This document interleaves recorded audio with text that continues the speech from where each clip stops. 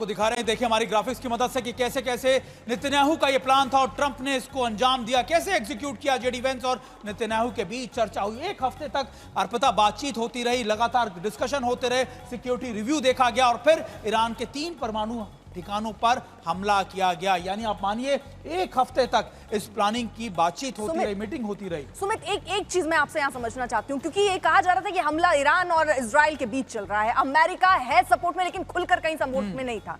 लेकिन इजराइल ने जिस तरह से वो एक एरिया जो परमाणु ठिकाने उसको ध्वस्त करने में असमर्थ था एक तरीके से इजराइल, इसलिए अमेरिका को उतरना पड़ा। अमेरिका सिर्फ यही पाला चूक कर वापस आ गया, ये और बड़ा हो सकता है। देखिए बिल्कुल यही सबसे बड़ा सवाल है जो हम आपको बता रहे हैं कि कैसे आखिर कहां है खामनेई, क्योंकि अब अगला मिशन जो होगा वो खामनेई को लेकर होगा। हालांकि देखिए डोनाल्ड ट्रंप, अमेरिकी राष्ट्रपति डोनाल्ड ट्रंप भी कह चुके हैं कि वो जानते हैं लेकिन फिर भी वो अटैक नहीं करना चाहते और यही वजह है कि वो एक बंकर में पनाह लिए हुए हैं। और ये लगातार बातें कही जा रही हैं कि देखिए खामनेई कहां है, इसको लेकर इजराइल भी बड़े सर्च ऑपरेशंस में लगा हुआ है। बिल्कुल, और यहाँ कई बार सवाल उठ रहे थे कि क्या वाकई ये परमाणु ठिकानों तक ही सीमित था या रिजीम चेंज की बात जो सामने आ रही है क्या वो है, इस पर हमारी नजर रहेगी। लेकिन आपको बताएं हमले लगातार चल रहे हैं, ईरान की तरफ से इजराइल पर, इजराइल की तरफ से ईरान पर। और क्या है ग्राउंड सिचुएशन, हमारे सहयोगी की ग्राउंड रिपोर्ट।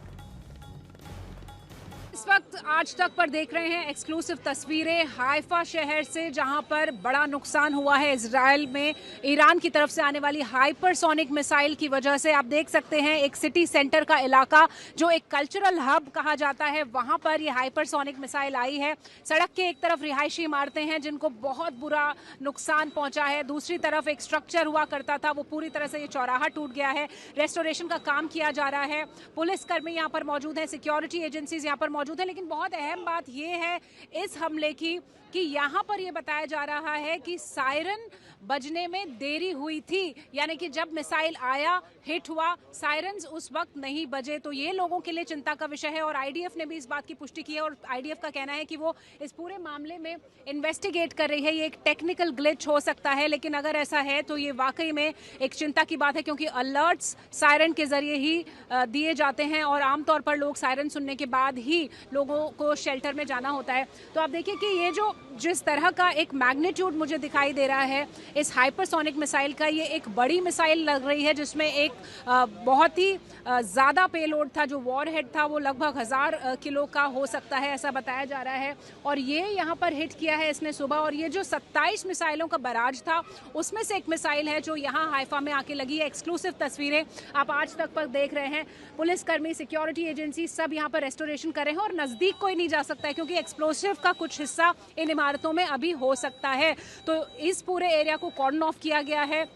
यहाँ पर सैनिटाइजेशन का काम चल रहा है ताकि लोग सुरक्षित रह सकें और ये सब कुछ हो रहा है। इसके बीच ही अलर्ट पर है पूरा इजराइल। आपको बताएं कि सिर्फ एसेंशियल सर्विसेज के लिए बाहर निकलना है, वो जो खतरा है वो बना हुआ है। और सुबह जो हुआ उसके बाद कुछ और अटैक्स हों तो किस तरह से उनको काउंटर किया जाए। ईरान एक तरफ अपने हमले तेज कर रहा है, इजराइल में नुकसान बढ़ता हुआ दिखाई दे रहा है और इजराइल की जो फोर्सेज हैं और होम फ्रंट हैं वो लगातार अलर्ट जारी कर रहा है, लोगों से सुरक्षित रहने की अपील भी कर रहा है और क्लियरेंसेस का काम भी किया जा रहा है। आपको ऐसी और एक्सक्लूसिव तस्वीरें आज तक पर दिखाएंगे। और देखिए शिवानी की आप एक्सक्लूसिव रिपोर्ट आप देख रहे थे कि कैसे शिवानी लगातार तेल अवीव के उन इलाकों से रिपोर्ट कर रही थी, बता रही थी कि आखिरकार इस समय के ताज़ा हालात क्या हैं। आशुतोष मिश्रा हमारे साथ जुड़े। आशुतोष, आप भी इजराइल रह चुके हैं, आप भी देख चुके हैं कि वहाँ के ताज़ा हालात कैसे थे उस समय भी जब अटैक किए गए थे। अभी जो इनपुट मिल रहा है इजराइल की स्ट्रैटेजीज को अगर बात करें, या ये बताएं कि आखिरकार इजराइल अब क्या करने की कोशिश में है, क्योंकि देखिए न्यूक्लियर फैसिलिटीज को तबाह कर दिया गया अमेरिका द्वारा लगातार, लेकिन फिर भी इजराइल के हमले क्यों नहीं रुक रहे हैं? न्यूक्लियर फैसिलिटी, देखिए 2 तरह के हमले होते हैं। जो अमेरिका का भी लक्ष्य रहा होगा या इजराइल का भी था कि उसे एक संदेश देना है, न्यूक्लियर फैसिलिटी तबाह करना है ताकि जो न्यूक्लियर प्रोग्राम है ईरान का वो आगे ना बढ़ पाए।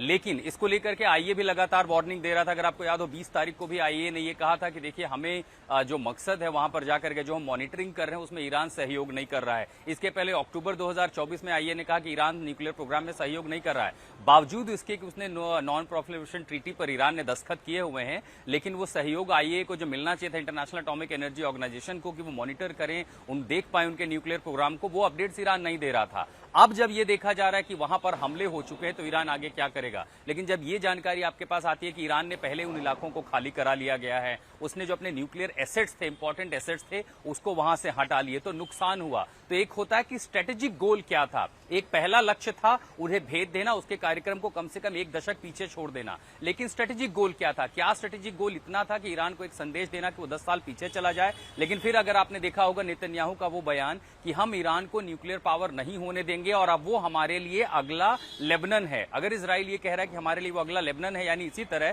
कि जब हिजबुल्लाह से जंग छिड़ी, जैसे ही कहीं पर दिखता था, हमने देखा कि दिन भर उसके ड्रोन आसमान में घूमते थे। एक तरह से ईरान की टेरिटरी को उसने, लेबनान की टेरिटरी को ओवर पावर कर दिया था। तो यानी ये तो तय है कि वो लगातार हमले करेगा। ईरान अब तक 21 वेव मिसाइलों की दाग चुका है। इसमें उसने अपने सबसे खतरनाक IRBMs का भी इस्तेमाल किया है। उसी के साथ इजराइल नजर रख रहा है इन खासकर इलाकों से, मिडिल ईस्ट देशों से सैटेलाइट से नजर रखता है कि जहां से उसके IRBM फायर हो रहे हैं वो वहां उसे दाग देता है। लेकिन हमें यह भी समझना होगा कि ईरान के पास जो पावर्स हैं, जो उसकी मिसाइल फायर पावर है, उस कैपेबिलिटी के बारे में दुनिया को बहुत ज्यादा नहीं पता है। उसके पास सुरंगों की भूल भुलैया जहां वो हथियार दिखाता है। अभी हमने देखा कि IRGC ने फिर एक नया वीडियो जारी करके अपने मिसाइलों को दिखाया कि जखीरा बाकी है। खामनेई ये कह रहे हैं कि देखिए, शुरुआत अगर अमेरिका ने की है, एंड हम करेंगे। तो बीती रात 21वीं वेव दागी गई। आज सुबह उन इलाकों पर हमला किया जिसमें तेहरान के मिलिट्री कैंप पर हमला हुआ है। उसी के साथ साथ उन इलाकों में हमला हुआ है जहां IRBM के पूरा का पूरा आर्सेनल रखा हुआ है। तो अब इजराइल इंतजार करेगा कि उसका जवाब ईरान देगा।